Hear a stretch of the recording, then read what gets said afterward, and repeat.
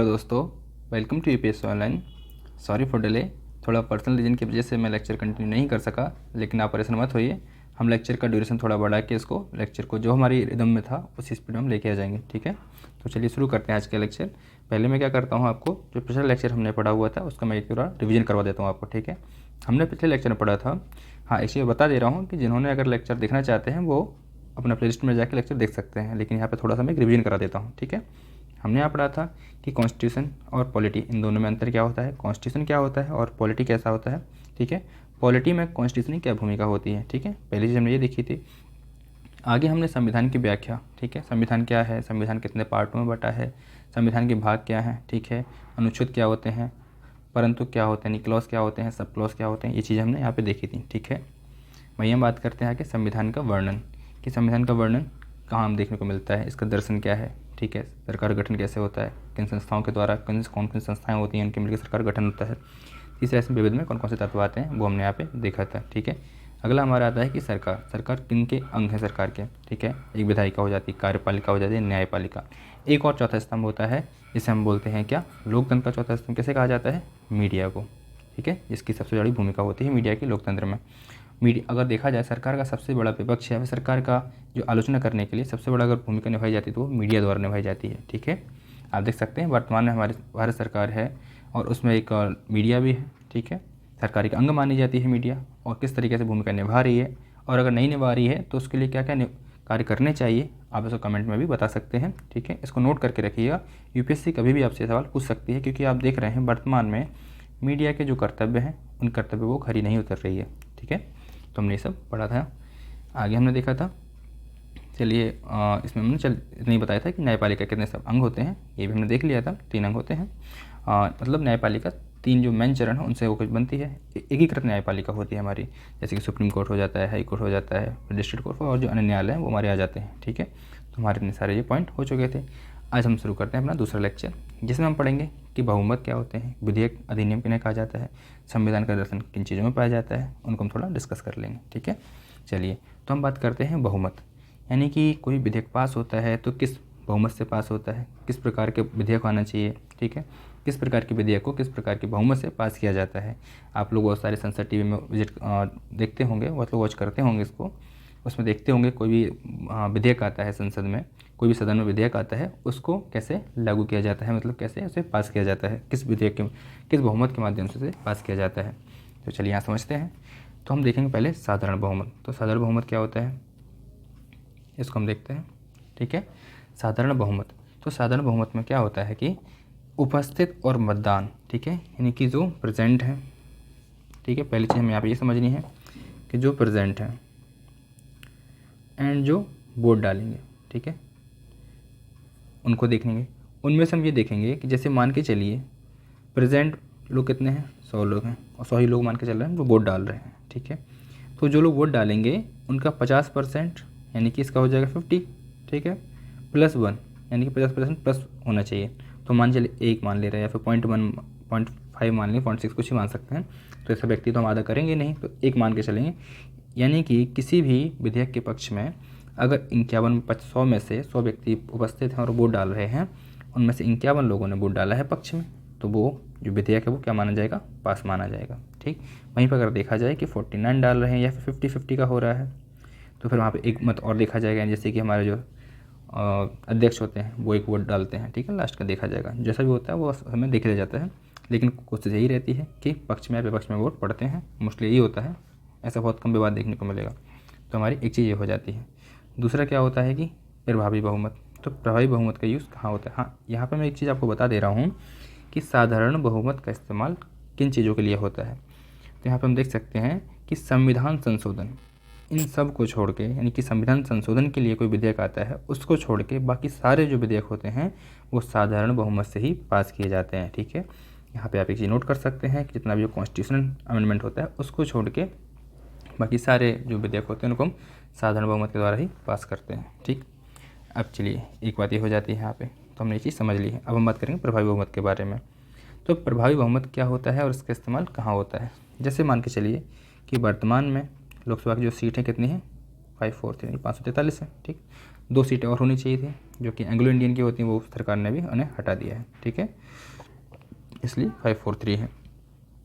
ये हो गया हमारा कुल, यानी कि संसद में ये कुल सीट्स हैं लोकसभा की। ठीक है, अब हम देखेंगे कि अगर सदन में हम लोकसभा की बात करेंगे, यहाँ पे 543 सीटें टोटल, तो बोला जाएगा कि प्रभावी बहुमत में क्या होता है कि कुल सदस्य संख्या यानी कि 543, इसमें से देखा जाता है कि रिक्तियाँ, जैसे कि मान के चलिए किसी की मृत्यु भी हो जाती है, किसी ने त्यागपत्र दे दिया है, ठीक, वहीं पर किसी ने क्या कर दिया है कि चुनाव रद्द हो जाता है किसी का, और कोई अन्य कारण से भी एक आध सीट खाली है, जैसे मान के चलिए यहाँ पे 5 सीटें खाली हैं, ये मान के चलिए, ठीक, इस वजह से रिक्तियाँ हैं 5, तो 543 में हम क्या करेंगे, 5 को माइनस कर देंगे, कितना बचा हमारा 538, ये हो जाएगा। ठीक, अब जो 583 है इनका क्या होना चाहिए, वोटिंग हो गई, इनमें से जो भी लोग वोट डालते हैं, हम ये देखेंगे कि प्रभावी बहुमत में क्या होता है कि 5% की 50% प्लस ये चीज़ देखी जाती है, यानी कि 538 का 50% प्लस 1 होना चाहिए, तो ये जो विधेयक होता है वो पास माना जाएगा सदन से। ठीक है, ये होता है हमारा प्रभावी बहुमत। वहीं हम बात करेंगे, एक मिनट थोड़ा मैं सिर अप करते हैं ताकि आपको समझने में आसानी हो जाए। चलिए, अब हम बात करेंगे विशेष बहुमत के बारे में कि विशेष बहुमत क्या होता है। ठीक है, इसको भी हम समझ लेते हैं कि विशेष बहुमत किसे कहते हैं। चलिए, तो हम विशेष बहुमत की बात करते हैं यहाँ पे। तो विशेष बहुमत हमारे यहाँ पे 3 प्रकार के होते हैं, 3 टाइप में, एक फर्स्ट, दूसरा हो जाएगा सेकंड, और तीसरा हो जाएगा यहाँ पे थर्ड टाइप। ठीक है, 3 टाइप के हमारे विशेष बहुमत होते हैं। हाँ, यहाँ पे अगर थोड़ा आपको डाउट रहेगा कि प्रभावी जो बहुमत है इनका यूज़ किन के लिए होता है, यानी प्रभावी बहुमत का वोटिंग कब होती है, तो आपने देखा होगा लोकसभा, राज्यसभा, विधानसभा और विधान परिषद। ठीक है, इनके जितने भी अध्यक्ष होते हैं, उपाध्यक्ष होते हैं, उन सबको हटाने के लिए हम जो भी बहुमत लाते हैं सदन में, उनको हम प्रभावी बहुमत के रूप से इन्हें हटाया जाता है। ठीक है, जैसे कि अगर हम राज्यसभा के सभापति यानी कि उपराष्ट्रपति होते हैं, अगर इनको हटाना है तो इनके लिए प्रभावी बहुमत से पास होना चाहिए विधेयक। ठीक है, वहीं पर लोकसभा में भी अध्यक्ष और विधानसभा में भी अध्यक्ष, इन चीज़ों के लिए अध्यक्ष यानी कि प्रभावी बहुमत से इन्हें हटाया जाता है। अब हम बात करेंगे यहाँ पे विशेष प्रकार के बहुमत यानी कि फर्स्ट टाइप के।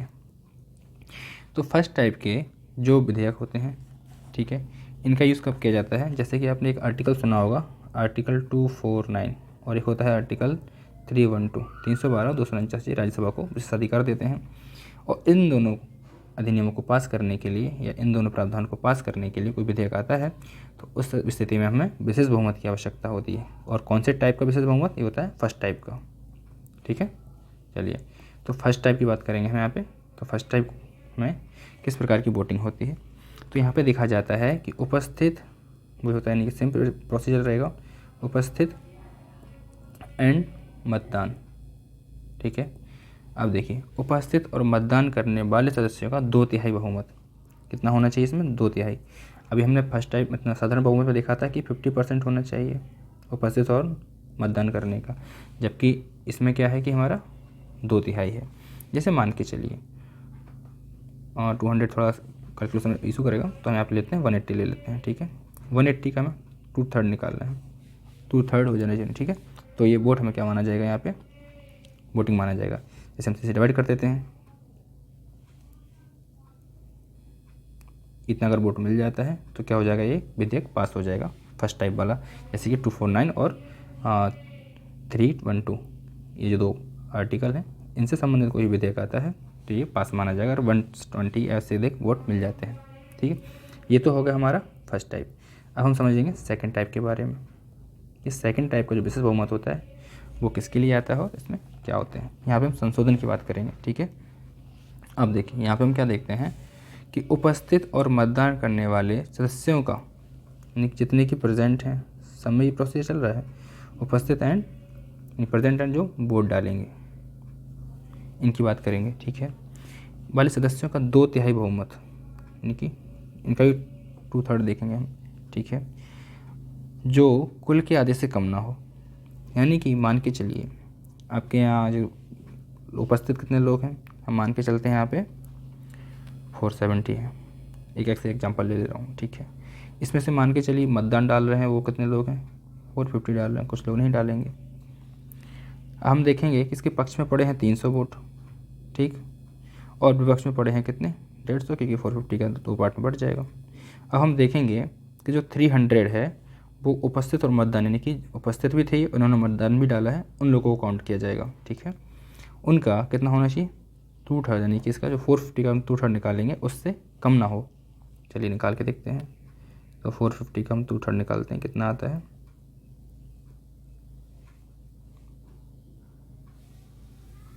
ठीक है, 300 आ जाएगा। तो 300 यानी कि 300 आ जाना चाहिए, इससे अधिक वोट आ जाते हैं तो हम क्या मानेंगे यहाँ पे, ये अधिक हो गया, यानी कि ये वोट पास हो जाएगा। 300 इससे अधिक होने चाहिए। तो ये हमारा जो विशेष बहुमत है, विशेष बहुमत है 2 टाइप वाला, वो हमारे यहाँ पे हो जाता है। अब ये बता देता हूँ कि ये किस चीज़ के लिए होता है या किस प्रकार के विधेयकों के लिए। तो ये संविधान संशोधन जो हमारा होता है इसमें हम इनका यूज़ करते हैं। ठीक, ये तो हो गया हमारा सेकंड टाइप। अब हम बात करेंगे इसमें थर्ड टाइप के बारे में। ठीक है, तो थर्ड टाइप का हम जो विशेष बहुमत है उसका यूज़ कहाँ करते हैं ये समझते हैं। तो थर्ड टाइप का जो विशेष बहुमत है, हाँ देखिए एक चीज़ और बता दे रहा हूँ मैं आपको कि अभी तक जब जो एंग्लो इंडियन थे इसमें 2 सदस्य एंग्लो इंडियन होते थे लोकसभा में। ठीक है, तो ये क्या करते थे, इन्हें वोटिंग राइट्स का अधिकार नहीं था, यानी कि जो सदन में अगर वोटिंग, किसी के चुनाव में वोटिंग करने का अधिकार नहीं था। लेकिन यहाँ पे किसी विधेयक आता है तो उसमें जो यानी कि विशेष बहुमत में इसमें वोट करने का इन्हें अधिकार था। लेकिन अब ये नहीं है तो हम इनकी चर्चा ही नहीं करेंगे। ठीक है, तो इशू हट जाएगा थोड़ा। अब हम थर्ड टाइप की बात करेंगे। तो थर्ड टाइप में क्या होता है कि टोटल सीट, यानी कि जैसे कि हम लोकसभा की बात करेंगे, हम एक सदन को लेकर चल रहे हैं, दोनों सदन भी हो सकते हैं, अलग अलग सदनों में विधेयक पास होता है, तो हम लोकसभा की बात करेंगे यहाँ पे। तो टोटल सीट जैसे मान के चलिए टोटल सीट अब कितनी है, 543 है लोकसभा में। ठीक, अब यहाँ का इसका क्या होना चाहिए, 2/3। इसमें थर्ड टाइप में क्या होता है कि टोटल सीट्स का 2/3। ठीक, इसको देखना है जो कि उससे कम ना हो, 2/3 या इसके बराबर होना चाहिए या फिर इससे अधिक हो, तो ये क्या माना जाएगा, विधेयक पास माना जाएगा। ठीक है, अब हम बात करेंगे कि जो थर्ड टाइप का विधेयक है वो किसके लिए होता है। तो आपने सुना होगा राष्ट्रपति पर महाभियोग चलता है, आर्टिकल 61 है ना। तो राष्ट्रपति पर जो महाभियोग है उसके लिए हम जो विधेयक लाना होता है जो पास होगा वो विशेष बहुमत से पास होगा और तीसरे टाइप के विशेष बहुमत से पास होगा। ठीक है, जो कि total number of Lok Sabha MP है ना, उनके क्या होंगे, ये 2/3 से कम ना हो, उससे अधिक होना चाहिए या उसके बराबर रहे या अधिक हो, तो ये विधेयक पास माना जाएगा। ठीक है, चलिए तो ये तो रहे हमारे बहुमत के प्रकार कि कितने प्रकार के बहुमत होते हैं। हमने यहाँ पे 3 प्रकार के जो बहुमत हैं उनको हमने समझ लिया है, साधारण बहुमत, प्रभावी बहुमत और विशेष बहुमत। ठीक है, अब हम बात करेंगे कि अधिनियम और विधेयक में क्या अंतर होता है। यहाँ पे आप समझ रहे हो कि विधेयक चीज़ अलग होती है और अधिनियम चीज़ थोड़ा अलग हो जाती है। ठीक है, अब देखिए विधेयक क्या है कि सदन में, किसी भी सदन में, लोकसभा या राज्यसभा में, किसी भी सदन में क्या होता है, एक प्रस्तावित प्रावधान या कानून बोल सकते हैं। ठीक है, प्रस्ताव आया है, ठीक है, किसी कानून को लेकर कोई प्रस्ताव आया है तो प्रस्तावित कानून बोल देंगे, ये विधेयक हो जाएगा। और यही प्रस्तावित कानून जब पास हो जाता है, यानी कि दोनों सदनों से, यानी कि लोकसभा और राज्यसभा, इससे पास हो गया, इसके बाद जो हमारे राष्ट्रपति जी हैं उन्होंने से पास कर दिया, तब जाके क्या बन जाएगा, अधिनियम। तो आप समझ सकते हैं कि विधेयक और अधिनियम में क्या अंतर है। ठीक है, ये बात समझ में आ गई होगी। अब वहीं पे आप देखते हैं कि कहीं कहीं पर आपने सुना होगा कि विधेयक की संख्या और अधिनियम की संख्या अलग अलग कैसे होती है। तो ये चीज़ याद रखिए कि कई विधेयक आते हैं लेकिन ज़रूरी नहीं है कि हर विधेयक पास हो जाए और अधिनियम का रूप ले ले, ऐसा नहीं होता है। लेकिन अधिनियम कम रहेंगे क्योंकि क्या होता है कि जो विधेयक पास होते जाते हैं तो उनको हम अधिनियम कैटेगरी में लेते जाएंगे, इसलिए विधेयकों की संख्या अधिक होती जाएगी और अधिनियमों की संख्या कम होती जाएगी। ठीक है, जैसे अगर हम बात करेंगे जीएसटी जो विधेयक था वो कौन सा था, 122वां। ठीक है, 122वां क्या था, ये विधेयक था। और वहीं पर हम बात करेंगे कि अगर ये अधिनियम कौन सा था तो 101वां क्या था, ये एक्ट था, नहीं अधिनियम था। तो इतना डिफरेंस होता है, यानी कि अधिनियम वही होगा जो पास हो जाता है तो अधिनियम बन जाता है। इसीलिए विधेयकों की संख्या, क्वेश्चन का भी आ जाए कि विधेयकों की संख्या और अधिनियमों की संख्या बराबर होती है, ठीक, या अधिनियमों की संख्या अधिक होती है, विधेयकों की संख्या कम होती है, तो ऐसा नहीं। इसमें सही आंसर क्या होगा, विधेयकों की संख्या अधिक होती है और अधिनियमों की संख्या कम होती है। कारण मैंने आपको बता दिया है, क्योंकि हर विधेयक पास नहीं होता है, ठीक है, अधिनियम वही होता है जो पास हो जाता है। चलिए, तो ये चीज़ यहाँ पे। तो आगे हम पढ़ेंगे संविधान का दर्शन। जैसे कि हमने देखा था कि संविधान का दर्शन किन चीज़ों में पाया जाता है, ठीक है, प्रस्तावना में क्या है, संविधान का दर्शन पाया जाता है। तो प्रस्तावना क्या है, उद्देशिका एक शब्द आपने सुना हो कहीं कहीं पर कि उद्देशिका क्या है, ठीक है। तो प्रस्तावना और उद्देशिका इन दोनों में क्या डिफरेंस है, इन चीज़ को हम समझ लेते हैं, ठीक है। प्रस्तावना को कब लागू किया गया, कब इसको संविधान सभा में प्रस्तुत किया गया, इसी को समझ लेते हैं। तो देखिए यहाँ पे मैं थोड़ा आपको इंट्रो दे देता हूँ कि प्रस्तावना क्या है। ये क्या करती है, एक भूमिका का काम करती है, जैसे आपने कभी आंसर राइटिंग में सुना होगा इंट्रोडक्शन, ठीक है। भूमिका जैसे आमुख भी बोलते हैं, ठीक है, उसकी भांति ये कार्य करती है, ठीक है। इसमें क्या होता है कि संविधान के उद्देश्यों, यानी कि संविधान के जितने भी उद्देश्य हैं उनको हम क्या करते हैं, इसमें शामिल करते हैं, ठीक है। प्रस्तावना में क्या होता है, संविधान के उद्देश्य, ये यहाँ पे आते हैं, देखने को मिलेंगे आपको, ठीक है। आप प्रस्तावना पढ़िएगा एनसीईआरटी की किताब के, आपको फ्रंट में मतलब शुरुआत के कुछ पेज के बाद आपको मिल जाएगी प्रस्तावना देखने को, ठीक है। वहाँ पे आप रीड कर सकते हैं इसे। यहाँ पे संविधान के उद्देश्य मिलते हैं, इसमें आदर्शों को समाहित किया गया है, ठीक है। इसमें शासन प्रणाली का स्वरूप बताया गया है कि देश की शासन प्रणाली का स्वरूप कैसा है, ये जी किस में दिखाया गया है, प्रस्तावना में, क्योंकि ये क्या है, प्रस्तावना दर्शन है संविधान का। इसके बाद इसमें और क्या चीज़ देखने को मिलेगी कि संविधान कब लागू हुआ था, संविधान के लागू होने की तिथि, लागू होने की तिथि, ठीक है। ये चीज़ समझ लेंगे यहाँ पे। तो इतनी चीज़ें हमें यहाँ पे प्रस्तावना में देखने को मिल जाती हैं, ठीक है। अब हम बात करेंगे कि इसे कब संविधान सभा में जो संविधान सभा थी उसमें कब इसका प्रस्ताव आया था, कब इसे रखा गया था, कब इसे स्वीकार किया गया। तो एक डेट आप याद कर लीजिए यहाँ पे कि 13 दिसंबर 1946, ठीक है, जो जवाहरलाल नेहरू जी थे, ठीक है, इन्होंने संविधान सभा में उद्देश्य प्रस्ताव रखा था एक, ठीक है, जिसे संविधान सभा में 22 जनवरी 1947 को स्वीकार कर लिया था। कब स्वीकार किया था, 22 जनवरी 1947 को स्वीकार किया था किसे, प्रस्तावना को, ठीक है। इतनी बात समझ में आ गई है। आगे हम देखेंगे कि इसी को हम क्या समझते हैं, इसी को उद्देशिका और इसी को प्रस्तावना कहा जाता है, ठीक है। इसी को, ठीक है, इसी को फिर प्रस्तावना का नाम दिया जाता है, उद्देशिका प्रस्तावना के रूप में ही आई थी। चलिए, तो ये बात आपको समझ में आ गई होगी। अब बात करते हैं इससे क्वेश्चन क्या क्या बन सकते हैं। थोड़ा यहाँ पे मैं क्वेश्चन को भी एनालिसिस कर देता हूँ कि कौन कौन से क्वेश्चन आपको ऐसे पूछे जा सकते हैं, थोड़ा हम ये देख लेंगे। तो पूछा जा सकता है कि प्रस्तावना या फिर उद्देशिका किसकी देन है, तो ये जवाहरलाल नेहरू की देन है, ठीक है, ये से पूछी जाएगी आपसे। दूसरा पूछ सकता है कि प्रस्तावना की जो संकल्पना है, ठीक, कि संकल्पना कहाँ से ली गई है, तो हम बात करेंगे यूएसए से, अमेरिका से ली गई इसकी संकल्पना, ठीक।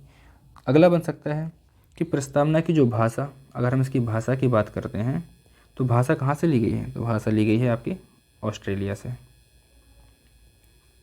जो संविधान की प्रस्तावना है इसकी भाषा ऑस्ट्रेलिया से ली गई है, संकल्पना अमेरिका से और भाषा ऑस्ट्रेलिया से। ये चीज़ समझ में आ गई है आपको। चलिए, एक चीज़ और बता दे रहा हूँ, अगर यहाँ पे कोई संविधान को लेकर कोई क्वेश्चन आ जाता है कि विश्व का सबसे पहला लिखित संविधान किसका है, ठीक है, पहला लिखित संविधान किसका हो जाएगा यहाँ पे, अमेरिका का, ठीक है। तो यहाँ पे चीज़ें क्लियर हो गई। अब हम बात करेंगे प्रस्तावना का वर्णन। तो प्रस्तावना में हमें 3 चीज़ें पढ़नी होती हैं, क्या, सत्ता का स्रोत, दूसरा सत्ता का स्वरूप क्या है, और सत्ता का उद्देश्य, ठीक है। ये चीज़ें हम प्रस्तावना में पढ़ते हैं। तो सत्ता का स्रोत कहाँ से लिया गया है, जनता। सत्ता का स्रोत कौन है यहाँ पे, जनता है, क्योंकि जनता किसकी प्रतिनिधित्व करती है, लोक प्रभुता। जनता में क्या तत्व समाया हुआ है, लोक प्रभुता, ठीक है। तो लोक प्रभुता को स्वीकार किया गया है यहाँ पे सत्ता के स्रोत के रूप में। आगे हम देखेंगे सत्ता का स्वरूप, तो संपूर्ण प्रभुत्व संपन्न। कैसा स्वरूप होना चाहिए सत्ता का, संपूर्ण हो, प्रभुत्व हो और संपन्न हो। इसको हम आगे डिटेल में डिस्कस करेंगे, पहले हम इसको थोड़ा मोटा मोटा देख लेते हैं, ठीक है। आगे हम देखते हैं कि समाजवादी होना चाहिए आपकी सत्ता का, जैसे कि भारत में सत्ता का स्वरूप क्या है, समाजवादी है। फिर पंथ निरपेक्ष होना चाहिए, यानी किसी को पक्ष को, किसी पंथ को लेकर सरकार का झुकाव ना हो, ठीक है। धर्म और पंथ में अंतर होता है, धर्म यानी कि यहाँ पे रिलीजन की बात करते हैं और पंथ यानी सेक्ट की बात करता है, ठीक। चलिए, उसको भी मैं आगे वीडियो के बीच में कभी भी लेक्चर के बीच में डिस्कस कर दूंगा, इसके लिए आप परेशान मत होइए। आगे हम बात करेंगे लोकतंत्रात्मक। तो आप यहाँ पे ये भी देख सकते हैं कि भारत का स्वरूप, भारत की सत्ता का स्वरूप कैसा है, लोकतंत्रात्मक है कि नहीं है, लोकतंत्र की भावना है कि नहीं है। ठीक है, आगे हम समझेंगे इसमें गणराज्य कि गणराज्य है कि नहीं, भारत कैसा है, लोकतंत्रात्मक गणराज्य अपने प्रस्तावना में पढ़ा ही होगा। तो इन सारे शब्दों को आपको यहाँ पे देखने को मिल जाएगा। यहाँ आकर एक चीज़ दिखा दे रहा हूँ आपको, यहाँ पे थोड़ा कन्फ्यूज हो रहा होगा कि लोक प्रभुता यानी कि जनता का स्वरूप तो कैसे समझ में नहीं आ रहा है। तो आप जैसे ही आप प्रस्तावना स्टार्ट करेंगे आपको वहाँ पे दिख जाएगा हम भारत के लोग। तो यहाँ पे पहली लाइन ही डिस्क्राइब कर देती है कि हम भारत के लोग। तो अपनी प्रस्तावना में जो सत्ता का स्रोत कहाँ से लिया गया है, जनता से, हम भारत के लोग। ठीक है, ये चीज़ हो जाती है। सत्ता का स्वरूप बता ही दिया है। ठीक है, अब हम बात करते हैं सत्ता के उद्देश्य के बारे में कि सत्ता का उद्देश्य क्या है। तो सत्ता के उद्देश्य की हम बात करें तो यहाँ पे हमने देख लिया न्याय। सत्ता का उद्देश्य क्या होना चाहिए, न्याय, सभी तक न्याय पहुँचना चाहिए, समान न्याय पहुँचना चाहिए, न्याय की पहुँच होनी चाहिए सब तक। ठीक है, सभी को न्याय का संरक्षण होना चाहिए। अगला हम देखें स्वतंत्रता। तो कैसी स्वतंत्रता, सबको समान स्वतंत्रता है, सबको अवसर की स्वतंत्रता। ठीक है, इस प्रकार स्वतंत्रता की बात करेंगे। समानता, समानता का अवसर, सबको प्रतिष्ठा मिलनी चाहिए, सबको मतलब समान कैटेगरी में रखा जाए, समान कानूनों के संरक्षण दिया जाए, सबको समान पहुंच प्रदान हो। ठीक है, तो समानता की हम भावना बात करेंगे यहाँ पे, इक्वालिटी की। आगे देखते हैं व्यक्ति गरिमा। तो व्यक्ति गरिमा को सर्वोपरि रखा जाएगा किसी की, जैसे व्यक्ति गरिमा के यहाँ पे पशु, मनुष्य, सबकी गरिमा यहाँ पे देखी जाती है। ठीक है, एक जीव की गरिमा की बात की जाएगी, मनुष्य की भी गरिमा होती है, पशु की भी अपनी गरिमा होती है। ठीक है, सबका ख्याल रखा जाएगा यहाँ पे। आगे हम बंधुता की बात करते हैं, यानी कि भाईचारा, ये सब बना के रखना है हमें। ठीक है, और एकता और अखंडता, यानी कि देश में एकता बनी रहे और अखंड भारत का निर्माण हो, यानी कि ऐसा भारत जो कभी टूटे नहीं, ऐसे भारत की कल्पना की जाती है। ये इतना आपको ये दर्शन दिखा दिया है प्रस्तावना में, संविधान की प्रस्तावना में, ये सब चीज़ें आपको देखने को मिल जाती हैं। आप जब प्रस्तावना पढ़ेंगे तो वहाँ पे कुछ शब्द आपको मिलेंगे, जैसे कि अंगीकृत। ठीक है, अगला शब्द मिलेगा आपको, यहाँ पे आपको थोड़ा क्लियर लिख देता हूँ तो सबका समझ में ना आए। ठीक है, पहला मिलेगा आपको अंगीकृत। ठीक है, एक शब्द यहाँ और आपको देखने को मिलेगा अधिनियमित। फिर एक शब्द और आपको देखने को मिल सकता है आत्मार्पित। ये 3 शब्द आपको यहाँ पे देखने को मिल जाएंगे। तो अंगीकृत का मतलब क्या होता है, अधिनियमित का मतलब क्या होता है, और आत्मार्पित का मतलब क्या होता है। अंगीकृत यानी कि हमने अंगीकृत यानी कि स्वीकार कर लिया। ठीक है, स्वीकार करना, अंगीकार कर लिया। ठीक है, अंगीकरण कर लिया अपने अंदर, समाहित कर लिया, स्वीकार कर लिया इसे। अधिनियमित का मतलब क्या होता है कि लागू करना, यानी कि आज से हम इसे स्वीकार करने का होता है, हम इसे लागू करते हैं। और आत्मार्पित यानी कि सौंपना, किसी को आत्मार्पित करना यानी कि देश को सौंपना। तो यहाँ पे देश के संदर्भ में बात की गई है, तो देश को सौंपना। तो जब आप प्रस्तावना पढ़ेंगे तो आपको ये 3 शब्द यहाँ पे दिखाई देंगे प्रस्तावना में, तो उन शब्दों का अर्थ समझ लीजिए ताकि आपको प्रस्तावना पढ़ने के बाद कोई कठिनाइयाँ महसूस ना हो। आप प्रस्तावना को स्वीकार करते हैं। ठीक है, यानी संविधान सभा में बात हो रही है, तो संविधान सभा ने प्रस्तावना को स्वीकार कर लिया, उसे लागू भी कर दिया है और अब देश को सौंप रही है ताकि अब इससे देश का शासन चलेगा। ठीक है, आप सबको कमेंट बॉक्स में ये बताना है कि जो देश का संविधान है, ठीक है, वो लागू कब हुआ था। ठीक है, देश का संविधान लागू कब हुआ था। ठीक है, ये चीज़ आपको बतानी है कमेंट बॉक्स में। जो लोग पढ़ रहे हैं वो ज़रूर बताएंगे, नहीं तो मैं समझूंगा कि आप लोग देख तो बहुत हैं, आप लोग बहुत लोग वीडियो देखते हैं लेकिन पढ़ता ज़्यादातर लोग नहीं। ठीक है, कम लोग पढ़ते हैं, तो आपको ये चीज़ बतानी है कि लागू कब हुआ था संविधान। ठीक है, चलिए तो आज हम यहीं पर रहने देते हैं, इसको लेक्चर को समाप्त करते हैं। अगले लेक्चर में हम इसके और डिटेल में बात करेंगे, सत्ता के स्वरूप को समझेंगे। ठीक है, सत्ता का उद्देश्य समझेंगे। चलिए तो मिलते हैं नेक्स्ट वीडियो में, तब तक के लिए अपना जो भी मैंने पढ़ा दिया है उसको आप रिवीजन कीजिए। ठीक है, थैंक यू।